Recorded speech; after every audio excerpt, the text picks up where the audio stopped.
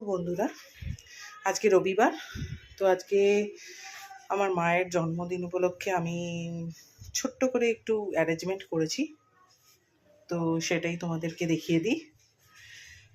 আজকের মেনু হচ্ছে গুড়ের পায়েস, এটা আমি করেছি, সব কিছুই আমি করেছি। আজকে ভাত, 5 রকমের ভাজা, পটল ভাজা, আলু ভাজা, কুমড়ো ভাজা, শিম ভাজা, ফুলকপি ভাজা। আমার মায়ের এটা খুব প্রিয়, গাঁথানির ঝোল।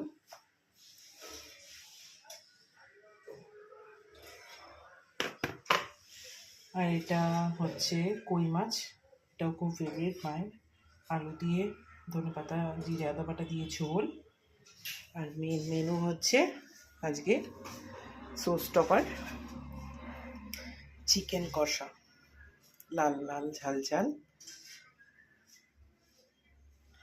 এখনো খাওয়া হয়নি, তো টেস্টটা মোটামুটি ভালোই হয়েছে মনে হয়। তো তোমাদের কেমন লাগলো জানিও, আর ভালো লাগলে প্লিজ লাইক করো আর আমাকে ফলো করো প্লিজ। টাটা, ভালো থেকো।